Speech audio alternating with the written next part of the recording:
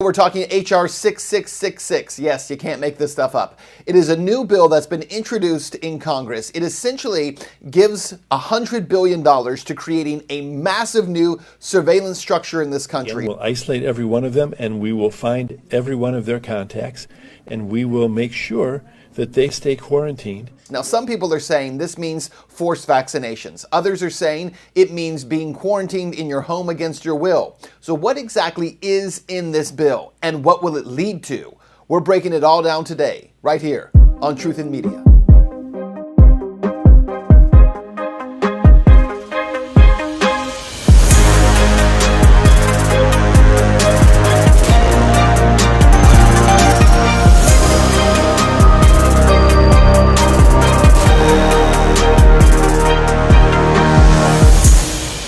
Welcome to the show. So many of you have reached out to me asking me to do a piece on this H.R. 6666. You can't even say that without shaking your head. Were all the other numbers taken, really, in Congress? There's no other number you could have used? So H.R. 6666 is essentially a new bill that's been introduced in Congress. And what it would do is create a contact tracing program. They're calling it the Trace Act. Now, the wording in this act is actually very short, and it's kind of to the point, but it leaves a lot of room not only for interpretation, but for expansion. And even what it does include in what's written in the text is pretty scary stuff. So let's just take a look at what it says. To authorize the Secretary of Health and Human Services to award grants to eligible entities to conduct diagnostic testing for COVID-19 and related activities, such as contact tracing through mobile health units and as necessary at individuals' residences and for other purposes. Now, when you read this bill, it essentially sounds like $100 billion is going to be awarded to HHS, to be passed down through the CDC, and then to be awarded to community groups to essentially carry out what's called contact tracing. The Secretary of Health and Human Services, acting through the Director of the Centers for Disease Control and Prevention, may award grants to eligible entities to conduct diagnostic testing for COVID-19, to trace and monitor the contacts of infected individuals, and to support the quarantine of those contacts through mobile health units, and as necessary testing individuals and providing individuals with services related to testing and quarantine at their residences. So here's how contact tracing would work. If you go out, let's say, to the grocery store, or you happen to go to work at a hair salon, and someone in that building has COVID-19, you have now come in contact with them in some way because you've been near them. And so you might now carry the virus. That's the thinking here. So how would you do this? Well, as we've been telling you, Apple and Google are working together on a contact tracing app. Essentially, that app would work between both devices. And right now, again, I emphasize the right now, Apple and Google are saying that this is a completely opt-in system, meaning that when you have that phone in your hand, you would download the app, you would then take the app, you would turn it on, you would turn on your Bluetooth, and then using Bluetooth, it would pick up anyone else who has this app on their phone. And if you now come in contact with someone who later determines to have COVID-19, the app will tell you, hey, you came in contact with this person. Well, in theory, that app is also telling government agencies or nonprofit agencies or medical agencies that you also had contact with this person at some point in the past 2 weeks. So under this theory, your mobile phone, your cellular phone, is being used to essentially track your movements as well as the people around you, and then determine whether or not you are now a danger to the public because you came in contact with this person. Now, one of the problems with this whole theory, I just want to break this down for a second. One of the problems with this whole theory is that contact tracing at this stage in a pandemic or a virus being loose in society, I don't like using the term pandemic because I think it's so politically charged, but when there's a virus in society, the only time you would actually medically use contact tracing would be in the very, very early stages. We're talking about, for instance, in South Korea, when the virus first went into South Korea. It was carried by a woman who was in China. She went into South Korea. She went to this massive church that they have in South Korea of like 200,000 members, and she came in contact with members at that church. So contact tracing might be used to say, okay, she went into this church. She connected with all these people in this particular location who all went back to their communities. Contact tracing could be used to say, let's determine whether or not that woman came in contact with how many people and where they went in order to figure out where the virus is now going. That's what you would do in the early stages if you believed in this science. However, at the stage that we're at in the United States, contact tracing is completely useless because we have, number one, a massive amount of the population that's already been exposed to the disease. Because we don't do testing and instead we're trying to do tracing, we don't even know how many people have the disease. That's first. Second of all, it also doesn't make sense because we know that people in pretty much every state have had some form of exposure to the virus. And what we have found through the few tests that have been done on this, the few bits of data that we've collected from the study that was done at USC or the doctors in Bakersfield, California, what we know is that a larger portion of the population has antibodies already in their system than we had thought. So once people in the population have antibodies in their system, contact tracing is pointless.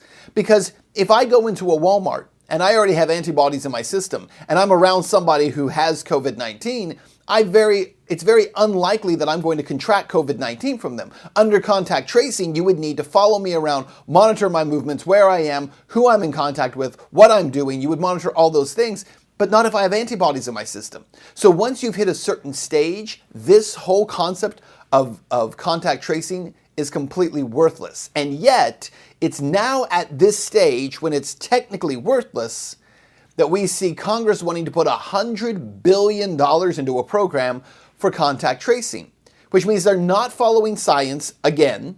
They're not doing this based on medical history and what's done in the medical community again.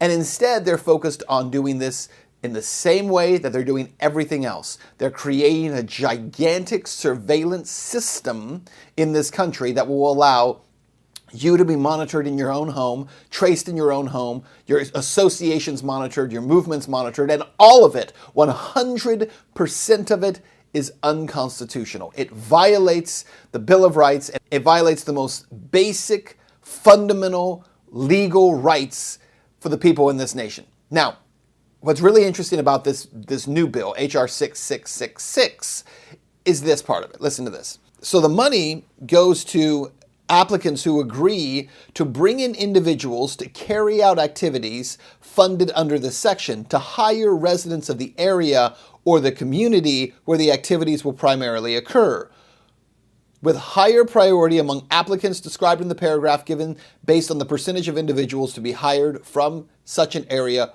or community. What they're essentially saying is that they're going to create an army of snitches, an army of monitors who will monitor everything that's going on in the community and trace people and track people to their homes using people in those communities, which is a fairly interesting idea. It's not as if you have people coming in from the outside who are these scary government people. It's people you're around every single day in your own communities. And where will you find these people? Listen to this. The eligible entities where these people can be found, or the organizations that can be funded to carry out this work, include a federally qualified health center, a school-based health clinic, a disproportionate share hospital, an academic medical center, a nonprofit organization, including any such faith-based organization. So your churches, your synagogues, your mosques, all of them would be used as contact tracing recruitment centers where the people in those churches or those organizations themselves would be monitoring the communities. An institution of higher education, a high school, and any other type of entity that is determined by the Secretary to be an eligible entity for the purposes of this section. So your contact tracing army will be made up of people in your own community who will be essentially these organizations in your community, so your high schools and your churches and your clinics who all want a share of that $100 billion in funding. So if you want funding, mobilize your people to monitor your communities. Now, one of the things we have to talk about is what does this ultimately mean? So there's a couple of problems, is that this bill itself is not specific as to what these people would do. So let's say that you have a contact tracing app and you're monitored and you're followed. What happens now? So you've been in the Walmart 2 weeks ago. Someone with COVID was also in Walmart 2 weeks ago. In theory, you're being monitored for that. So what happens? Well, the bill doesn't specify that. It doesn't specify what the actual work of this contact tracing will be. It says that people will be quarantined. Does that mean you will be forcibly quarantined, required to be quarantined? Does it mean you'll be separated from family? Remember, there was a news conference held in Ventura County, California, just a couple of weeks ago, and it brought a lot of heat, and the director of health in Ventura County actually backed off of his statements. But what he said was very clear. I want to play this clip for you because what he's saying is, if you have COVID-19 and these contact tracers find you in a home, and there's only one bathroom, then someone with COVID would have to be forcibly removed from that home, or even in some cases, children forcibly removed from the home. Listen to this.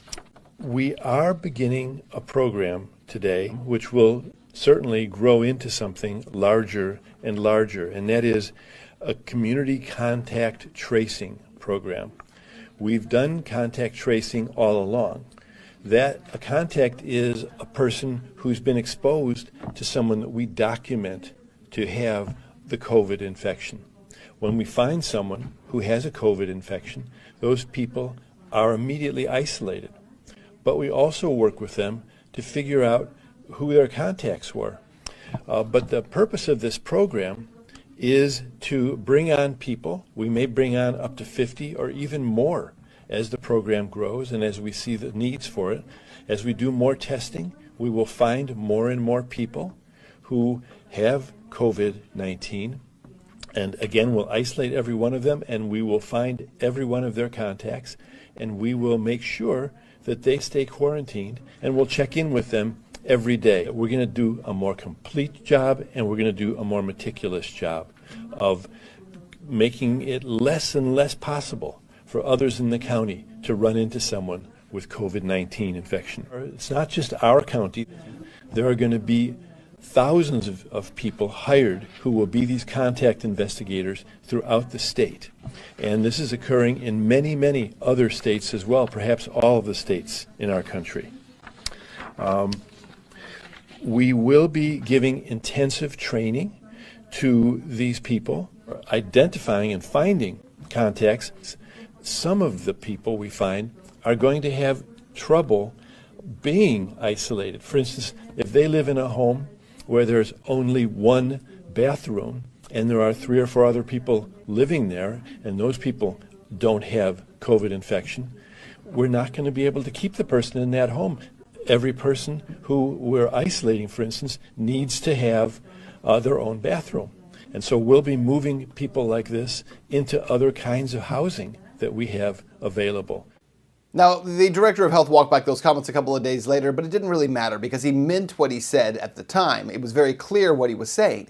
And here's the problem that we're facing through all of this right now, is that at this point, what's being introduced through this bill, this contact tracing bill, is not about health. That's already been established.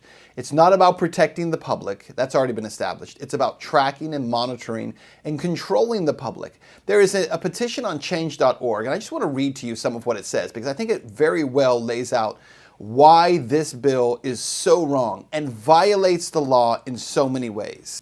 But H.R. 666 violates inalienable rights to one's person, home, and property, to one's life, freedoms, privacy, and security. It is a violation of the Fourth Amendment, as well as the First, Fifth, Eighth, and Ninth Amendments of the Bill of Rights. It is an illegal act of forced medical treatment upon we the people, and an invasion into our local communities. It's an invasion into our local communities, but it's being cleverly created in a way that allows the invasion to be made by those already in the local communities. And more importantly, go back to those words, is a violation of the Fourth, the First, the Fifth, the Eighth, and the Ninth Amendments of our Bill of Rights. It's incredible to think how the founders and framers have established for so long this rule of law in our country that would protect us as individuals from the collective mob. And all of that has been for so long being wiped away. But in this moment that we're in now, it is being finished off with bills that are being pushed forward with this idea that it's just for the protection of the community, when so clearly,